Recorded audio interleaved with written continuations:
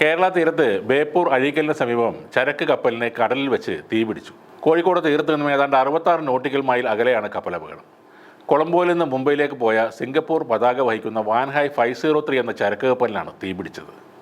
സംഭവ സമയത്ത് കപ്പലിൽ ഏകദേശം 650 കണ്ടെയ്നറുകൾ ഉണ്ടായിരുന്നുവെന്നും 22 ജീവനക്കാർ ആ കപ്പലിൽ ഉണ്ടായിരുന്നുവെന്നും പ്രാഥമിക റിപ്പോർട്ടുകളിൽ പറയുന്നുണ്ട്. തീപിടുത്തത്തിനിടെ ഏകദേശം 50 കണ്ടെയ്നറുകളെങ്കിലും വെള്ളത്തിൽ വീണതായി പറയപ്പെടുന്നു. അടിയന്തര സാഹചര്യത്തിൽ സ്ഥിതിഗതികൾ നിയന്ത്രിക്കുന്നതിനായി ഇന്ത്യൻ തീരസംരക്ഷണ സേനയുടെ യൂണിറ്റുകൾ സ്ഥലത്തേക്ക് എത്തിയിട്ടുണ്ട്. തീയണക്കാൻ കോസ്റ്റ് ഗാർഡിൻ്റെ 4 കപ്പലുകളും സംഭവസ്ഥലത്ത് എത്തിയിട്ടുണ്ട്. കൊച്ചി പുറംകടലിൽ കപ്പൽ മറിഞ്ഞതിന് പിന്നാലെ 2 ആഴ്ചക്കിടെ ഉണ്ടാകുന്ന രണ്ടാമത്തെ അപകടമാണത്. ഇതൊരു വലിയ തീപിടുത്തം എന്നാണ് നേവി വൃത്തങ്ങൾ അറിയിക്കുന്നത്. തീ അണയ്ക്കാനുള്ള ആദ്യ ശ്രമങ്ങളൊന്നും വിജയിച്ചിട്ടില്ല. പല പൊട്ടിത്തെറികളും തീപിടുത്തവും അവിടെ ഉണ്ടായിരുന്നു. 22 ജീവനക്കാർ കപ്പലിൽ ഉണ്ടായിരുന്നു.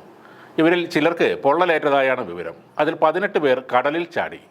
ഇവർ രക്ഷാബോട്ടുകളിൽ ഉണ്ടെന്നാണ് അവസാനം ലഭിക്കുന്ന വിവരം. തീ പിടിച്ചെങ്കിലും കപ്പൽ നിലവിൽ മുങ്ങിയിട്ടില്ല.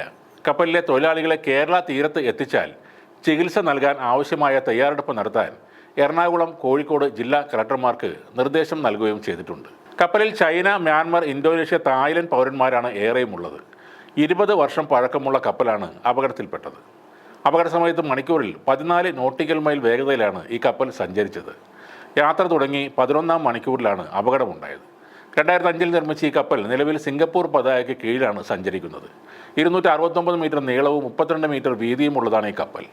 10-ാം തീയതി രാവിലെ മുംബൈയിൽ ജവഹർലാൽ നെഹ്റു തുറമുഖത്ത് എത്തേണ്ടതായിരുന്നു ഈ കപ്പൽ. മെയ് 25-ന് ആലപ്പുഴയിൽ നിന്ന് ഏകദേശം 15 നോട്ടിക്കൽ മൈൽ തെക്ക് പടിഞ്ഞാറ് മാറി 640 കണ്ടെയ്നറുകളുമായി പോയ കപ്പൽ മറിഞ്ഞിരുന്നു.